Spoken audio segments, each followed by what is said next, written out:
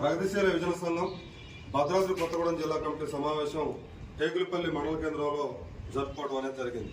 ఈ సమావేశంలో ప్రధానంగా వ్యవసాయ సీజను వర్షాకాల సీజను ప్రారంభమైనటువంటి దశలో గ్రామీణ ప్రాంతాలలో విపరీతంగా విషజ్వరాలు, డెంగ్యూ, మలేరియా, టైఫాయిడ్ లాంటి విషజ్వరాలు వచ్చేటువంటి ప్రమాదకరమైనటువంటి వాతావరణం ఈ ప్రాంతంలో ఉన్నది. తెలంగాణ వ్యాప్తంగా గ్రామీణ ప్రాంతాలలో పాలక వర్గాలు లేకుండా ఉండటం మూలంగా ఇలా పారిశుధ్యం పడకేసినటువంటి పరిస్థితి ఉన్నది.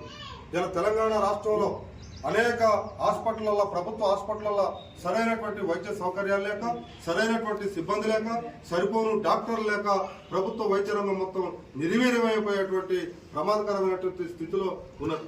ఇంతేకాకుండా ప్రజలకు రకరకాల విషజ్వరాలు, రకరకాల వ్యాధులు వచ్చినటువంటి సందర్భంలో ప్రభుత్వ రంగ హాస్పిటల్ సరైనటువంటి వైద్య సౌకర్యాలు లేని మూలంగా ప్రైవేట్ హాస్పిటల్లో పోతే ఆ ప్రైవేట్ హాస్పిటల్ లక్షలాది రూపాయలు బిల్లులు వేసి వాళ్ళని నిలువ దోపిడీ చేస్తున్నటువంటి పరిస్థితి రాష్ట్ర వ్యాప్తంగా కనపడుతుంది. ఇక్కడ భద్రాద్రి కొత్తగూడెం జిల్లాలో కూడా అదే పరిస్థితి కనపడుతూ ఉంది. ప్రధానంగా భద్రాద్రి కొత్తగూడెం జిల్లాలో ఏజెన్సీ ప్రాంతం ఎక్కువ ఉన్నటువంటి పరిస్థితి. ఆదివాసీలు, గిరిజనులు, అమాయకులైనటువంటి ప్రజల్ని ఇలా ప్రైవేటు హాస్పిటల్ వాళ్ళు దోపిడీ చేస్తున్నటువంటి పరిస్థితి ఉంది. అందుకే ప్రభుత్వం వెంటనే స్పందించాలి. గ్రామీణ ప్రాంతాల్లో వైద్య సౌకర్యాలని ఏర్పాటు చేయాలి. ఈ గ్రామాలలో దోమల తెరలను కూడా వెంటనే పంపిణీ చేయాలి. పిహెచ్సి సెంటర్లు కానీ, పల్లె దవాఖానలు కానీ వాటి వెంటనే ప్రక్షాళన చేయాలి. అక్కడ సిబ్బంది ఏవైతే ఖాళీలు ఉన్నాయో ఆ ఖాళీలను వెంటనే భర్తీ చేయాలి. డాక్టర్లను మండల కేంద్రాలలో 24 గంటలు అక్కడే ఉండేటువంటి విధంగా, ప్రజలకు అందుబాటులో ఉండే విధంగా వెంటనే చర్యలు తీసుకోవాలని ఈ సందర్భంగా మేము డిమాండ్ చేస్తా ఉన్నాం. అంతేకాకుండా తెలంగాణ రాష్ట్ర వ్యాప్తంగా నిరుద్యోగ సమస్య తీవ్రంగా ఉన్నటువంటి పరిస్థితి ఉంది.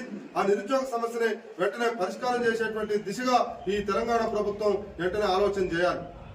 అంతేకాకుండా తెలంగాణ రాష్ట్రంలో ఇలా మద్యం, మాదక ద్రవ్యాలు, డ్రగ్స్, గంజాయి, కొకైన్, హెరాయిన్ రాజ్యం వెళ్తున్నటువంటి పరిస్థితి.